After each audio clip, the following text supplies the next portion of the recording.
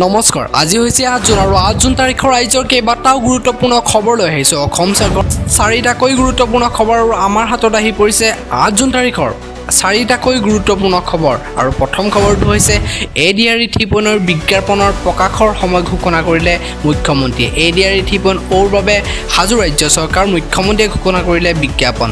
ৰাজ্যিক কৰ্মচাৰীৰ বাবে সুখবৰ আনুষ্ঠানিকভাৱে মুকলি হ'ল স্বাগত তীৰ্থ শিখৰ পৰ্টেল মুখ্যমন্ত্ৰী ডক্টৰ হিমন্ত বিশ্ব শৰ্মাই মুকলি কৰিলে স্বাগত তীৰ্থ শিখৰ পৰ্টেলটো দিছপুৰ আৰক্ষী জালত পৰিল নাজিৰুদ্দিন বিয়াৰ প্ৰলোভন যুৱতীক যৌন নিৰ্যাতনৰ অভিযোগত নাজিৰক ভুক্তভোগী যুৱতী এজাহাৰ ভিত্তিত গুৱাহাটী আৰক্ষীয়ে গ্ৰেপ্তাৰ কৰিলে নাজিৰক পাঞ্জাবাৰী বাসগৃহৰ পৰা আৰক্ষীয়ে গ্ৰেপ্তাৰ কৰিলে নাজিৰক যুৱতীক প্ৰেমৰ জালত পেলাই নিৰ্যাতন আৰু প্ৰবঞ্চনাৰ অভিযোগত গছপুলি ৰোৱাৰ মহিলাৰ বাবে ভাল খবৰ 9 জুনত প্ৰকাশ পাব চূড়ান্ত তালিকা প্ৰত্যেক দিনে গুৰুত্বপূৰ্ণ খবৰসমূহ পাই থাকিবলৈ চেনেলটো ছাবস্ক্ৰাইব কৰি ল'ব।